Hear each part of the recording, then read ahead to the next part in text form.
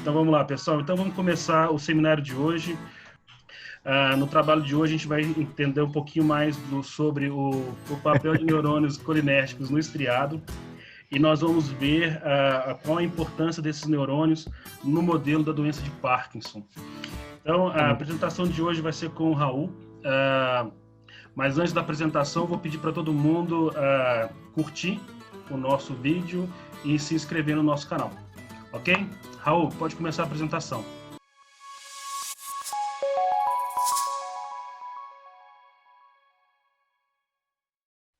Boa noite, pessoal. O artigo de hoje é o envolvimento dos interneurônios colinérgicos estriatais e dos receptores muscarínicos do tipo M1 e M4 nos sintomas motores da doença de Parkinson. Esse artigo tem como autora principal a Samira Zatou, essa é a pronúncia exata do nome dela, e ela tem como principais linhas de pesquisa circuitos neurais, os núcleos da base, doença de Parkinson e doenças relacionadas a, não doenças, né, mas questão de vício com droga e substâncias que viciam. Assim. Esse estudo foi feito na Universidade de Marseille, se eu não me engano fica na França, e ela é do jornal de... Esse artigo foi publicado no Journal of Neuroscience, em 2016. Então, aqui na introdução, a doença de Parkinson é uma das principais doenças neurodegenerativas.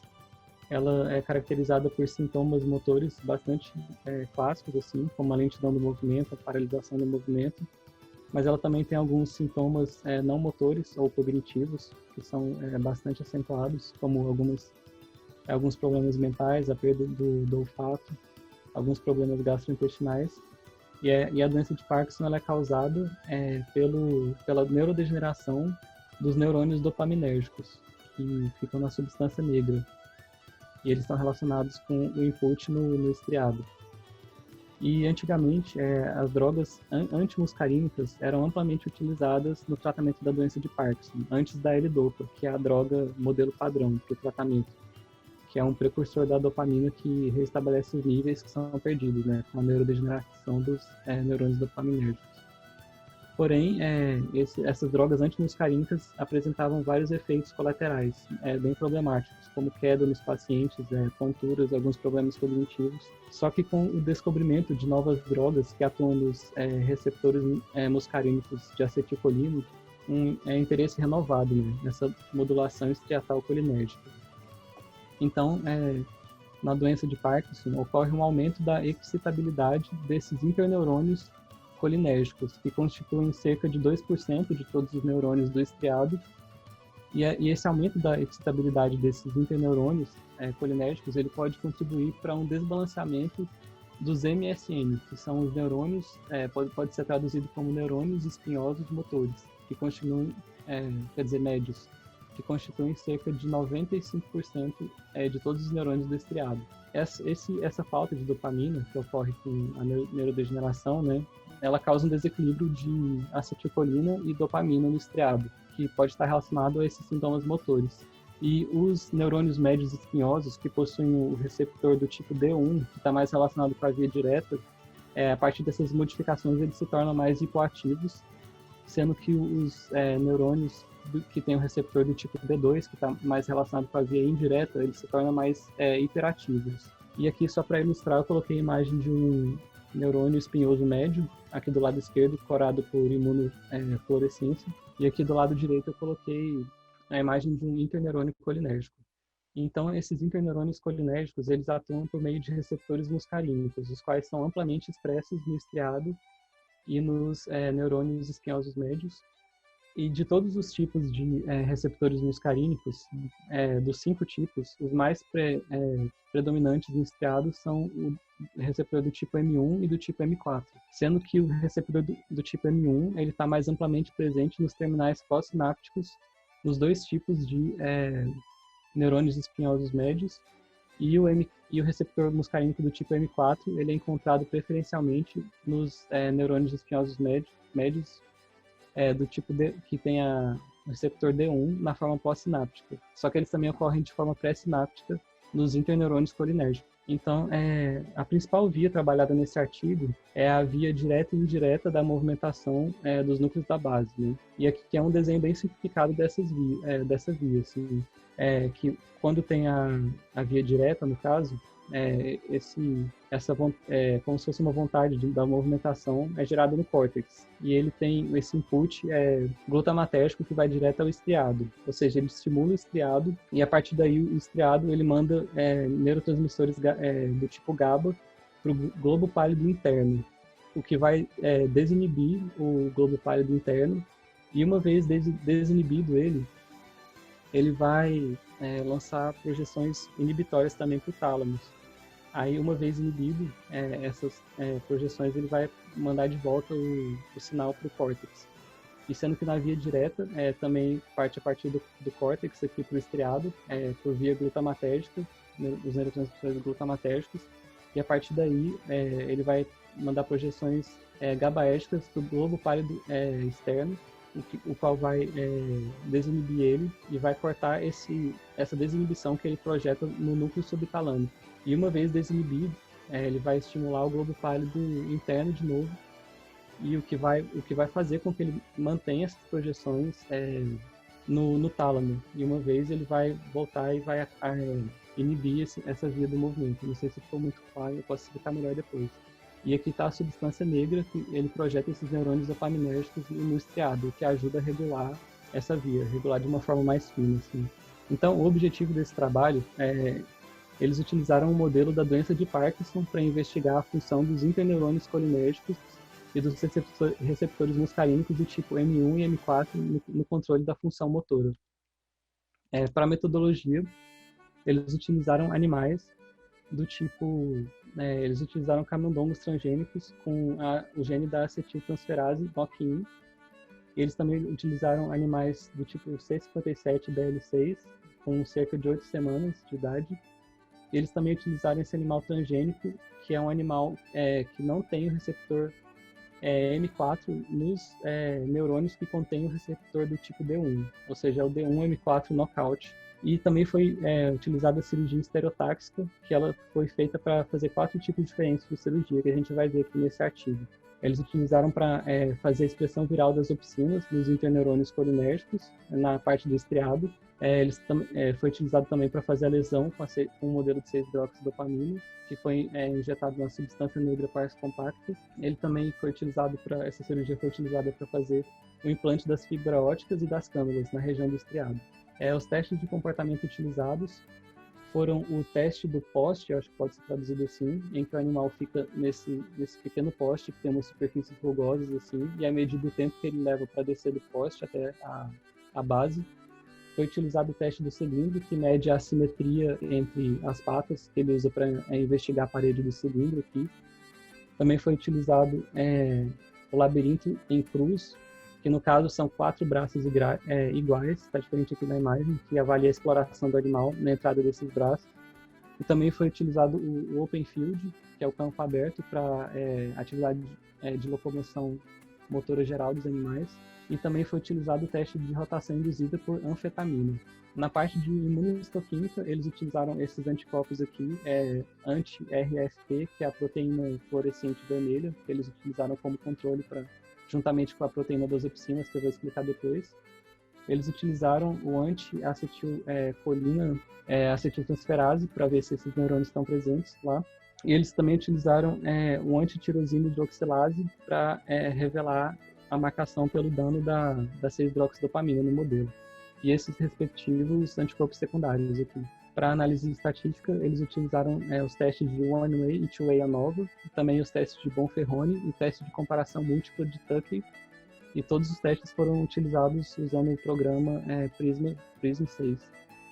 Agora, nos resultados, eu também vou intercalar com algumas técnicas também, para ficar mais fácil a compreensão. Assim. E uma das técnicas mais diferentes, assim, interessantes desse artigo que eu achei foram os experimentos optogenéticos, no qual eles fizeram uma expressão viral de opsinas, que são proteínas que reagem com a luz, o efeito luminoso, e podem ativar ou desativar alguns neurônios. Então, eles fizeram a expressão viral dessas opsinas nos interneurônios colinérgicos, através da injeção de um vírus, que é um vetor para esses genes, né, que é o adenovírus associado, e foi injetado diretamente na parte dorsal do estriado. E depois da lesão com a 6-hidroxidopamina, que foi feita nos animais, e da injeção desses genes, os animais foram divididos em 2 grupos, que é o grupo controle, que só tem a proteína fluorescente vermelha, que é para ver se ela está lá na região do estriado, e o grupo que tem essa proteína vermelha fluorescente juntamente com o gene da opsina, que é o ENPHR. E depois de 2 semanas dessas cirurgias, foram feitos testes de comportamento com e sem o efeito da luz, para ver se tem uma diferença na ativação desses neurônios no comportamento. Aqui é só uma imagem ilustrativa da técnica. Além dessa técnica, né, dos optogenéticos, eles fazem um monitoramento em vivo de camundongos anestesiados da atividade desses neurônios, para ver se essa estimulação com laser vai estar sendo efetiva. Então, eles mediram a atividade individual das células estriatais, que foi registrada de forma extracelular com essas micropipetas de vidro, contendo solução de NaCl e neurobiotina, que é uma proteína que é feita para fazer a marcação desses neurônios.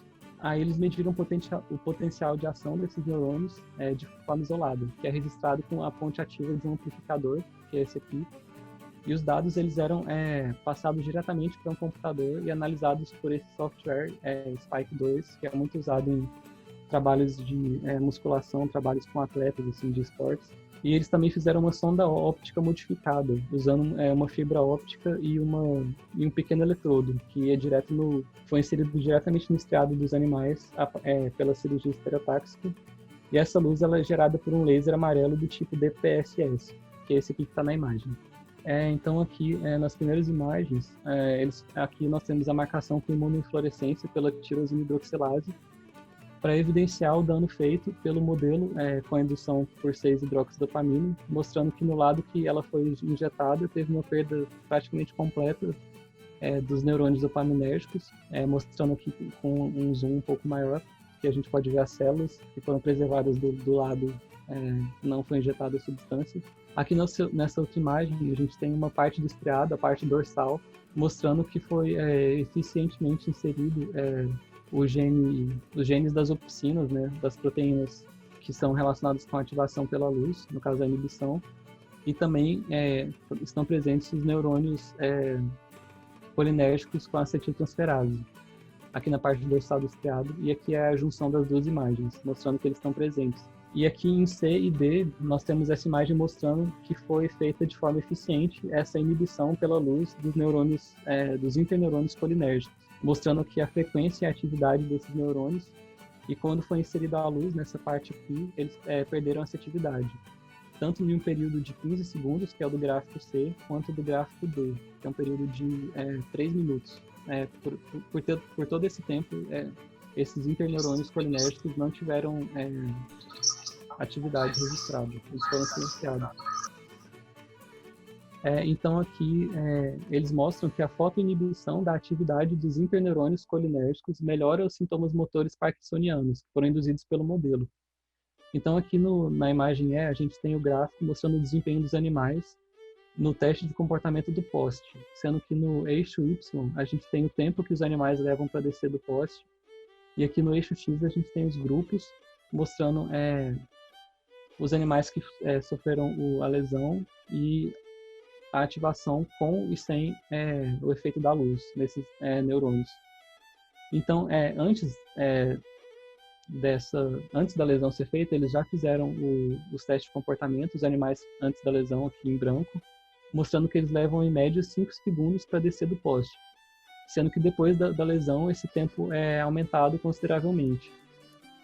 E aqui mostrando, nessa parte aqui mostrando que os animais que receberam essas opsinas, né, o gene das proteínas, quando a luz foi ligada, aqui em laranja, eles tiveram uma redução no tempo que eles levaram para descer do poste, ou seja, eles foram mais rápidos, mostrando que a inibição desses interneurônios colinérgicos está relacionada com uma melhora, né, nos sintomas parkinsonianos. Aqui em F a gente tem o resultado do teste do cilindro, mostrando que os animais, antes de sofrer a lesão, usavam as patas de forma equilibrada. Em média, eles utilizavam 50% cada pata, E depois da lesão, eles tiveram um desequilíbrio nesse uso das patas, mostrando que eles utilizaram mais a pata do lado ipsilateral em relação à lesão. E quando a luz foi ligada nesses animais, né, inibindo esses neurônios intercolinérgicos, a gente teve uma redução significativa aqui do uso da pata ipsilateral, tendendo a voltar a esse equilíbrio que tinha antes.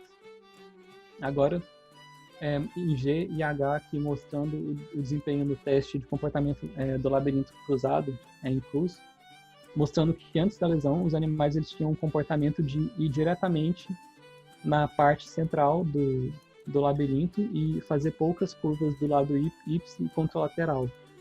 E depois da lesão, esses animais eles passaram a entrar muito mais no braço do lado ipsi. E eles mostraram que nos animais que receberam os genes das opsinas, né, a ativação da luz meio que restabeleceu um pouco esses padrões de forma significativa, mostrando que eles passaram a entrar menos do lado ipsi e passaram a voltar a entrar ir direto no braço principal, no braço do meio do labirinto. Aí depois foram feitos experimentos farmacológicos em que eles pegaram dois grupos, grupo Sham e grupo com o modelo de 6-hidroxidopamina. Eles foram tratados com vários fármacos diferentes, como a escopolamina, por exemplo, que é um antagonista de receptor muscarínico geral. Eles também foram tratados com L-Dopa, que é um precursor da dopamina, e também com a telezempina. Nos próximos gráficos eu vou mostrar, eles foram tratados com a telezempina e com a tropicamida, que são inibidores específicos dos receptores muscarínicos do tipo M1 e M4. Então, nessa primeira triagem de comportamentos, eles mostraram que o bloqueio dos receptores muscarínicos no modelo da 6-hidroxidopamina, eles restauraram a função motora. E aqui eles compararam o efeito da escopolamina com a L-Dopa, mostrando que no teste do cilindro, os animais tiveram aquele mesmo padrão, o animal veículo e com a escopolamina, assim como o veículo e com a L-Dopa Sham, eles não mostraram essa assimetria, né, no uso das patas na exploração da parede do cilindro. E sendo que depois da lesão foi estabelecido esse modelo de assimetria no uso da pata ipsilateral, a qual foi reduzida tanto pela escopolamina quanto pelo L-Dopa, que foi restabelecido de uma forma significativa. E agora o resultado desse bloqueio dos receptores no teste do labirinto cruzado, mostrando que os animais eles têm esse padrão, tanto os Sham como o veículo tem esse padrão de explorar mais o lado central do labirinto e fazer poucas entradas nos braços laterais do lado ipsi e contra. E depois da lesão com 6-hidroxidopamina, eles têm uma alta tendência a explorar mais do lado ipsi relacionado à lesão. E após a administração tanto da escopolamina quanto da L-Dopa, a gente tem um restauramento desse padrão, sendo que o animal ele volta a explorar mais o braço central e ele passa a explorar menos, de uma forma menor, o lado ipsi e o lado contra. Só que no caso aqui do L-Dopa, ele também passa a explorar mais o lado contra, né? Ele teve um aumento comparado com a lesão. Agora, foi demonstrado que o bloqueio dos receptores muscarínicos acetilcolinérgicos, tanto o bloqueio do M1 quanto o M4, ele restaura as funções motoras no modelo com 6-hidroxidopamina. Aqui a gente tem agora mostrando em relação às doses de telezempina e tropicamida, que são os bloqueadores dos receptores M1 e M4, mostrando aqui novamente que no gráfico do cilindro, antes o veículo e o Sham, eles não tiveram essa simetria, eles usavam de forma igual, tanto a pata ipsi quanto a ponta lateral.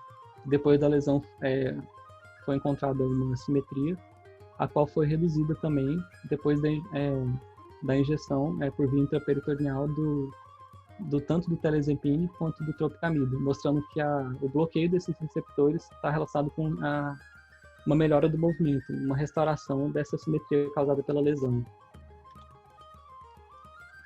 E aqui o resultado dessas mesmas injeções, dessas substâncias no labirinto em cruz, e a gente obteve basicamente o mesmo padrão daquele outro experimento, mostrando que os animais eles exploram o veículo chão, eles exploram mais a entrada central do braço do labirinto, e depois da lesão eles passaram a explorar mais a parte ípse, sendo que com o aumento consecutivo das doses, eles vão revertendo essa situação, fazendo com que os animais eles vão explorando cada vez mais o braço central e cada vez menos o braço ipsilateral da lesão, do labirinto.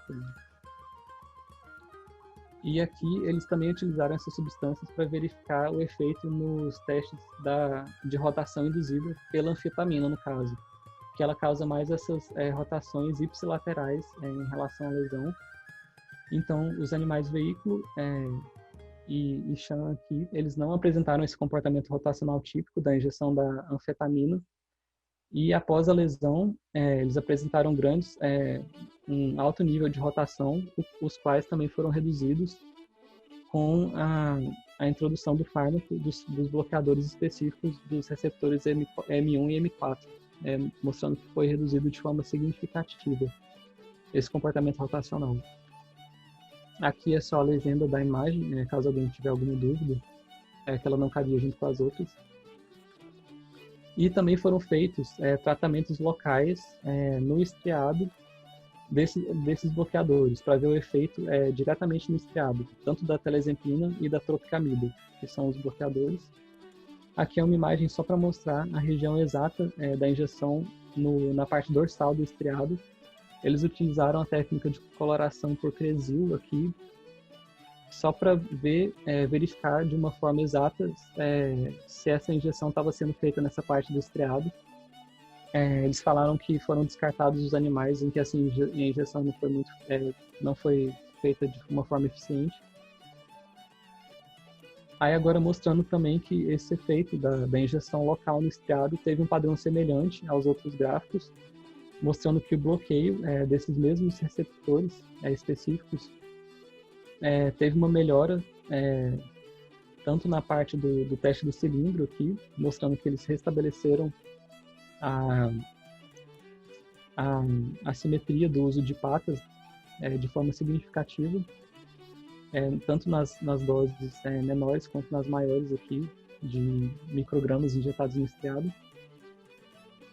E também teve um efeito significativo na parte do labirinto cruzado, sendo que eles restauraram esse padrão de entrada do labirinto, fazendo menos entradas ipsilaterais e uma entrada maior na parte central do labirinto,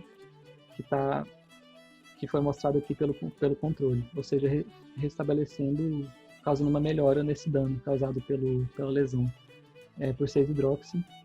E agora são os experimentos com o camundongo transgênico D1-M4KO, que é o camundongo que não tem o receptor M4 nos neurônios que tem o receptor D1. E aí eles fizeram 2 grupos, né, que é o animal, o D1-M4KO, e o animal controle. Eles tiveram uma ninhada que não tinha que tinha o receptor M4, que eles utilizaram como controle. Então a gente tem esses 2 grupos, e aí eles fizeram a performance do campo aberto antes da cirurgia, para ver se tem uma diferença natural entre o fenótipo desses animais, e depois eles foram tratados com o veículo ou tropicamida, que é o bloqueador do receptor M4.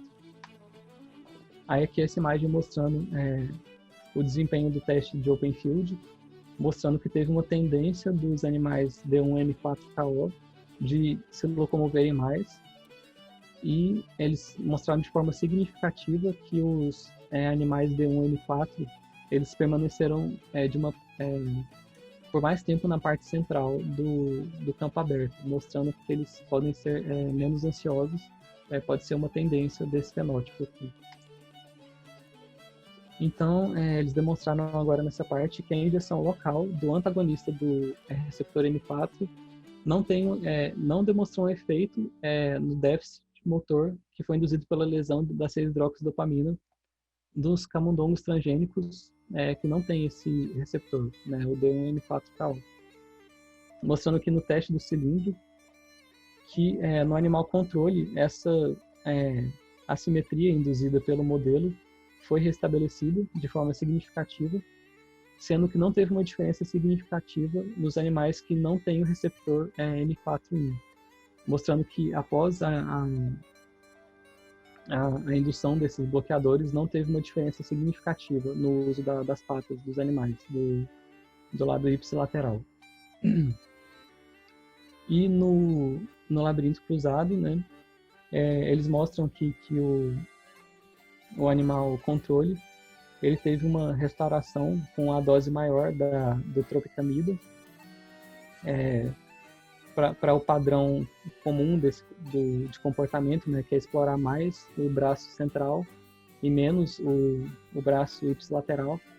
Ele mostrou que teve uma redução e um aumento desses respectivos braços, só que não ocorreu de forma significativa essa melhora nos animais que não apresentam esse receptor M4 aqui, nos animais transgênicos, mostrando que esse receptor está relacionado com o déficit motor. Então, na conclusão, foi demonstrado que a fotoinibição dos interneurônios colinérgicos e o bloqueio dos receptores muscarínicos M1 e M4 eles aliviam os sintomas motores em um modelo de Parkinson induzido com 6-hidroxidopamina nos camundongos, sendo que o bloqueio do receptor M1 ele pode agir preferencialmente da via indireta e o bloqueio do receptor M4 pode estar mais relacionado com a via direta. E o desenvolvimento de um bloqueio combinado entre esses dois receptores ele parece ser uma abordagem atrativa para reduzir o tônus estriatal colinérgico, que está relacionado, né, aliviando os sintomas, quer dizer, está relacionado com os problemas motores, assim aliviando os sintomas motores e limitando os efeitos colaterais de possíveis drogas utilizadas no tratamento de Parkinson. E é isso, muito obrigado.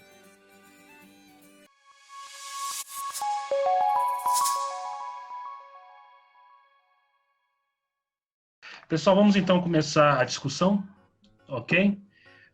Mas antes, o pessoal que estiver assistindo, peço para que quem tem dúvidas, por favor, escreva nos comentários, tá? Depois a gente pode conversar lá. Então, pessoal, o que vocês acharam do artigo? Gostaram? Eu achei muito bom. Eu fiquei com uma dúvida seguinte, talvez eu não tenha entendido muito bem. Eu sei que o receptor M1 ele é inibitório, né? Ele é ligado à proteína GI. Isso. Acho que o 4 é excitatório, né? GS ou GQ? Acho que GQ. Então, enfim. M2 e M4 são inibitórios, M1, M1, M3 e M5 são excitatórios. São as duas classes, né, que eles citam no artigo. Eu acho que é por isso que um está relacionado com a via direta e o outro com a indireta. Entendi. Aí a minha pergunta é o seguinte, eu não entendi muito bem como é que a inibição deles vai ter essa melhora. Eu entenderia a inibição do inibitório, mas a inibição do excitatório vai ter essa melhora por quê? Não sei, cara. Entendeu a pergunta? Então, você fala só ou no caso do M1 ou do M4, né? A inibição farmacológica. Assim. Por que a inibição farmacológica do M1 consegue aliviar o efeito? Ele é mais predisponente em alguma das duas vias, da direta? Os receptores, se eu não me engano, eles estão no... Ela funciona da seguinte maneira. Você deixa de excitar alguma coisa, mas essa região excitatória, ela está tendo efeito em alguma outra região. E aí esse efeito excitatório dela, ele pode ter um efeito, na verdade, inibitório ou excitatório. Então, funciona da seguinte maneira, eu posso inibir quem está inibindo e aí eu vou excitar. Ou eu posso inibir quem está excitando e aí, na verdade, eu vou inibir. E você entendeu? Mas essa é a pergunta mesmo, assim, qual a importância de inibir o que está excitando nessa via, entendeu? Porque se você está inibindo... porque, então, essa via ela é complexa, você tem que pegar o mapa certinho, todos os mapas. E aí, quando você for pegar mapa e tudo mais, você vai ver que vai ter neurônios que são inibitórios, que estão em outros neurônios que vão exercer funções inibitórias, e assim, de pouco em pouco, você vai conseguindo modular, refinar o movimento, né? Porque toda essa circuitaria é para refinar o movimento. E aí, quando você tem a subversão disso aí, é que você apresenta o parkinsonismo, né, hipertonia, seja lá o que for. Então, a importância é justamente essa. É porque na via, por exemplo, tem partes que quando estão inibidas, elas liberam uma parte, ela meio que ativa uma parte. Não sei se... Entendo. Se deu pra... É como se fosse é como se fosse inverso, assim. Entendo. Acho que eu tenho que... Você tem aí a imagem, né, da via? Tá, vamos lá. Assim, Deixa eu só organizar, então, para a gente poder organizar um pouco. Está diretamente relacionado com a parte motora? Espera um pouco, vamos lá. A gente tem que se organizar, tá? O que eu acho que é interessante nesse tipo de discussão? Você está trabalhando com um circuito que ele é complexo e que ele envolve diferentes substratos neurais, ok? E o que está sendo discutido aqui são dois receptores distintos que têm mecanismos de transdução de sinal que também são diferentes. Receptores M1, 3 e 5 são receptores excitatórios que atuam via GQ, ok? Então você vai ter aumento de IP3, de acilglicerol e você vai ter aumento de cálcio dentro da célula. Receptores M4, M2 e M4 são receptores que estão acoplados à proteína GI. Eles tendem a ser inibitórios. Tudo bem? Então esse é um ponto. Outro ponto, nós temos um padrão de expressão diferente desses receptores no sistema. Então, no caso de M1, normalmente eles são preponderantemente pós-sinápticos. Então, eles tendem a ter um efeito excitatório pós-sináptico. O M4, ele é tanto pós-sináptico quanto pré-sináptico. Então, aí a gente começa a trabalhar, então, agora qual é o campo? Aonde nós estamos trabalhando com esses sistemas? A nível de... onde a gente está trabalhando com essas proteínas? A nível de estriado, tá? No estriado, nós temos a maior parte daqueles neurônios ali que compõem a região, eles são GABAérgicos. Então, são neurônios que produzem GABA, certo? E as suas projeções, elas saem ali do estriado, vão para o globo pálido, vão para o córtex, certo? Aonde vão fazer diferentes conexões sinápticas. Tudo bem? E assim, eles tendem, dentro dessa circuitaria, a controlar o movimento, tá bom? Aí você pode virar para mim e perguntar assim, professor, mas aonde entra a dopamina? Porque a gente está falando de Parkinson. Então, se eu tenho um estriado aqui, com meus neurônios GABAérgicos e meus interneurônios colinérgicos, certo? Funcionando bem no estriado, da onde está vindo a dopamina? A dopamina normalmente vem da substância nigra, tá certo? Onde ela é produzida e liberada nos meus neurônios GABAérgicos do estriado. E aí o que é interessante, que foi até o que o Raul colocou lá no início da apresentação, quando ele vem falar das vias, né? Porque essas vias realmente, elas são vias um pouco mais complexas de se entender, porque você precisa lembrar bem delas, mas assim, essencialmente, quando eu falo do corpo estriado, eu vou ter uma via do corpo estriado que ela vai para o globo pálido, certo? E dali ela tende a ir para o núcleo subtalâmico, e do núcleo subtalâmico ela retorna para a substância nigra, certo? E dali eu tenho uma projeção que vai para o córtex. Então essa via é o que chama-se de via indireta. Agora, eu tenho uma via que ela é bem direta. Ela sai do corpo estriado, volta ali na substância nigra, certo? Na parte reticular dela, e vai para o tálamo. E lá no tálamo eu tenho essa informação chegando no córtex motor. E o que é interessante? Quando eu libero a dopamina ali no estriado e eu ativo a via direta, certo? eu tendo a ter um efeito estimulatório. Mas quando eu vou fazer essa mesmo bloqueio na via indireta, eu vou ter um efeito inibitório. Por quê? Porque o padrão de receptores dopaminérgicos nessas diferentes regiões do estriado também são diferentes, certo? E aí vem aquela máxima que a gente trabalha sempre. Se você inibe quem inibe, o que acontece com a via à frente? Estimula. Então, o segredo desse trabalho, que talvez ele não tenha explorado muito bem, que nos ajudaria aqui a entender como ele avança, seria qual o padrão de expressão diferencial de receptores M1 e M2 em diferentes subpopulações de neurônios GABAérgicos do estriado.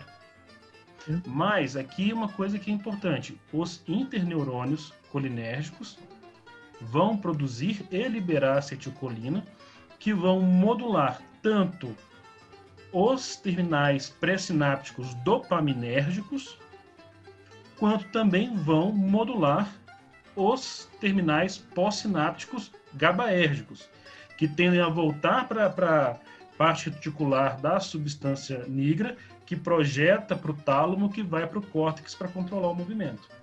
Tudo bem? É sim uma via complexa, tá, pessoal? Não é uma via que ela é simples. Mas uma coisa também que a gente tem que deixar claro é o seguinte: quando se trata de farmacologia, não se pega só interneurônio colinérgico do estriado. Tá? Você acaba pegando várias outras vias. Tudo bem? Eu queria fazer uma pergunta. Por acaso, ele comenta em algum momento sobre toque? Síndrome de Tourette? Não. Eles não comentam, mas eu topei com esses tópicos quando eu estava pesquisando os receptores, assim, principalmente a parte de Tourette. Eu não sabia dessa parte. Que está relacionado com o estriado. Mas no artigo não é citado, não. Entendi. No artigo também ele não fala se quando ele colocou eu não sei como é que é muito isso no rato, mas no camundongo, no caso. Como é que se existiria, se ele consegue diferenciar melhor esse estriado lá se é mais caudado que ele colocou, se é naquela parte, naquele pedacinho do putame que ainda tem no estriado, como que é? O que exatamente? Também, né? Ele está perguntando sobre as coordenadas, aonde foram implantados as cânulas e os eletrodos. Todos eles foram na parte dorsal do estriado, né? Tanto que eles mostram até naquela imagem. Dorsal? Sim, a parte de cima. Tá perto do córtex. Entendi. Mas mesmo assim, aí ele pegou, dentro dessa parte dorsal, ele não nos fala o que ele pegou, não. Não, eu não sei se é a Assim, parte... Não sei, eu posso estar enganado, viu? Faz um tempo que eu não estudo muito adequadamente essa região. Se vocês puderem analisar a estrutura do trabalho como um todo, vocês vão observar que ele começa com os estudos de optogenética, certo? Que são muito sofisticados, e depois ele vem mostrando a parte de farmacologia, com estereotaxia, com modelos de Parkinson. Vocês perceberam? Quando eu vejo trabalho assim, me dá a impressão que assim, ele primeiro fez todos os experimentos de farmacologia, já tinha todos os resultados na mão, e aí, por último, ele fez os experimentos de optogenética. Para fazer para ter aquela cereja do bolo, certo? E aí teve sorte de que deu tudo certo, né, na optogenética. E aí você tem uma correspondência, o que eu acho muito interessante. Mas quando você trabalha com optogenética, você pode selecionar quais subpopulações de neurônios você vai trabalhar. Basta que na sua construção, no seu vetor viral, você escolha a região promotora de um neurônio que vai estar em um determinado grupamento. E aí você poderia estimulá-lo, fazer uma estimulação diferencial desses neurônios.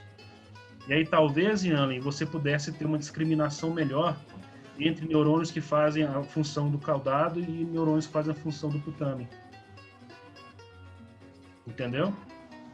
Entendi. Então, a ferramenta de optogenética, ela te permite isso, tá? Essa distinção que você perguntou. A ferramenta farmacológica, infelizmente, não, porque você vai pegar e vai aplicar diretamente o fármaco no cérebro do animal. E ele vai banhar uma determinada região.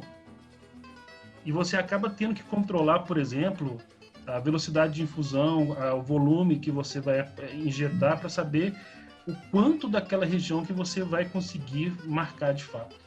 Mas é muito interessante você conseguir ter um resultado, né, mostrando o quanto o sistema colinérgico é importante para esse modelo de Parkinson. Função motora em geral, né? Oi? Fico pensando. A função motora em si, né? Sim. Pode falar, Yane. Eu fiquei pensando em relação a todo esse sistema colinérgico e essa relação, né, com Parkinson. Eu fiquei pensando no caso da demência de Parkinson, né? Por Parkinson, né? Por doença de Parkinson. Porque são quadros diferentes. E a evolução, quando você tem um DCD, uma degeneração corticobasal, aqueles Parkinsonismo plus, até incluindo o próprio, como é que fala? Lewy body, como é que é? Corpo de Lewis. Demência por corpúsculo de Levy.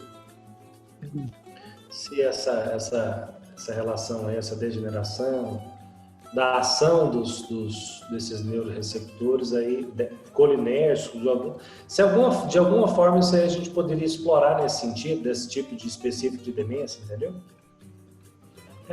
Eu acho... Você quer falar? Pode falar. Não, eles só citam que pouca coisa se sabe sobre sintomas não motores, né, de Parkinson. Acho que tem muita coisa para descobrir ainda, assim. Não, sim, eu estou falando especificamente da demência, não da doença de Parkinson em si, entendeu? Então, Yane, uma coisa que é relevante para a gente colocar é o seguinte: quais são as limitações que esse modelo tem, né, em relação ao que de fato é a doença de Parkinson, tá? Então, esse modelo que ele é induzido com 6-hidroxidopamina, ou os modelos que são feitos com MTPT, ou até mesmo com alfa-1-sinucleína, você acaba injetando no sistema uma neurotoxina, que você pode escolher, e o seu foco é lesionar regiões ou neurônios específicos. Quando você injeta 6-hidroxidopamina, os neurônios que vão sofrer mais com essa neurotoxina são os neurônios dopaminérgicos, certo?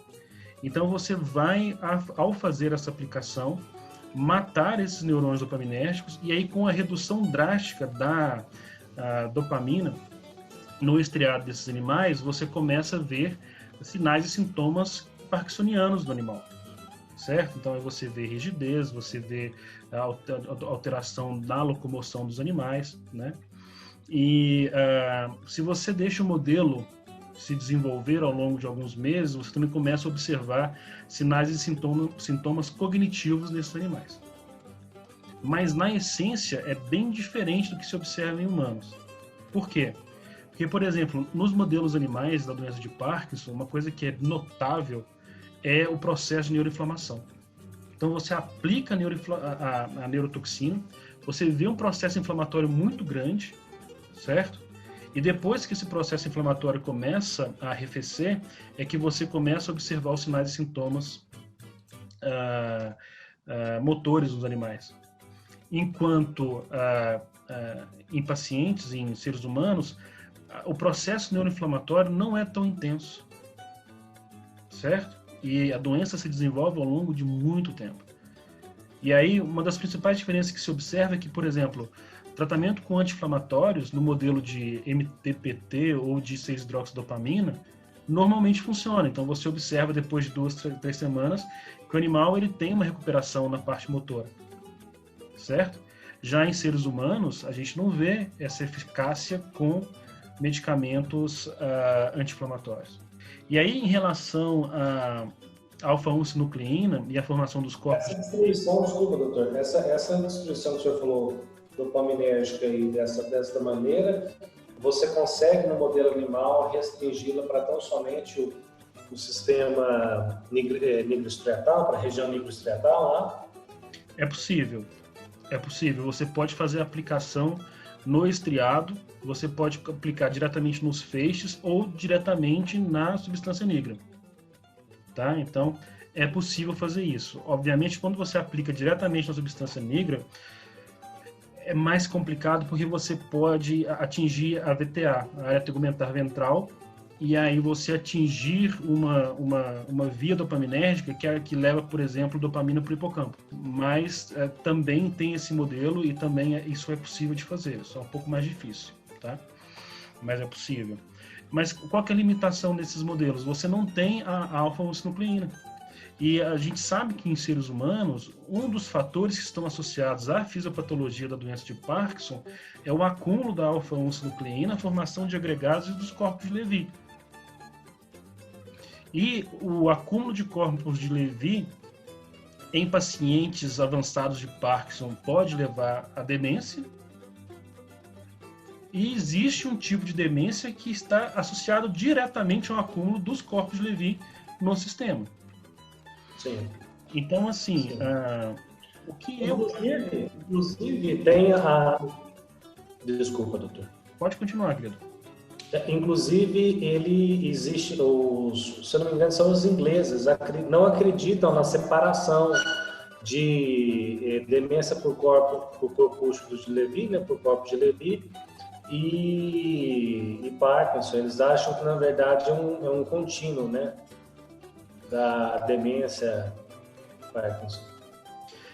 Assim, a gente poderia entrar, porque no caso desse artigo em especial, ele traz a importância do sistema colinérgico, né, para o tratamento dos sinais e sintomas do Parkinson.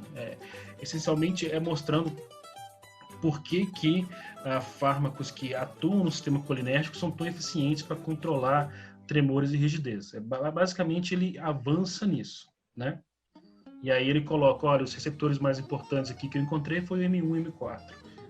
Né? Talvez ele tenha feito outros e não funcionou, e aí ele colocou o M1 e M4. Agora, especificamente em relação à fisiopatologia da doença de Parkinson, existem grupos que relacionam, por exemplo, a microbiota intestinal, certo? E a produção de alfa-1-sinucleína no intestino, a doença que posteriormente vai chegar ao cérebro. Tá? É quase uma metástase, né? É quase uma metástase. Pois é, então, assim, né, hipótese, a gente pode hipotetizar muita coisa, né? Eu particularmente acho muito interessante aquelas hipóteses que estão mais relacionadas à questão metabólica no sistema.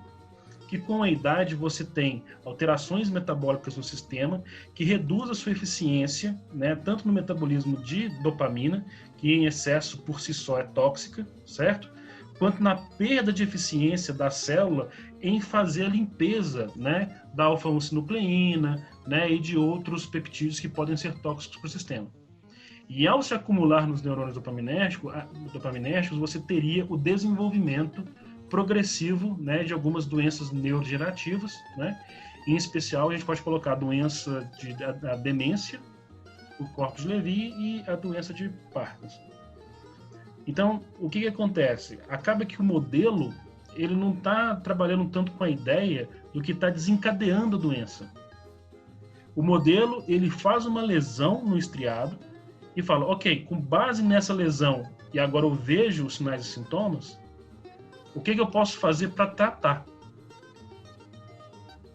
Agora, o que isso traz para a gente é o seguinte, se eu estou sempre estudando a consequência da doença, dificilmente eu vou achar o que causa a doença. E se o meu foco na terapia é para tentar controlar um sintoma, dificilmente eu vou ter uma terapia que consiga evitar o processo de degeneração.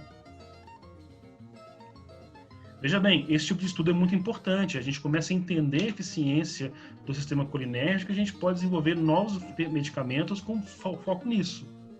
Então, é muito importante, tá? Mas as limitações que o modelo nos traz, né, acabam nos privando de informações, por exemplo, de saber de como que a doença se inicia e como é que eu poderia contê-la antes do surgimento dos sinais e sintomas motores. Então, pessoal, a gente se vê na semana que vem. Um abraço. Abração. Um abraço, boa noite.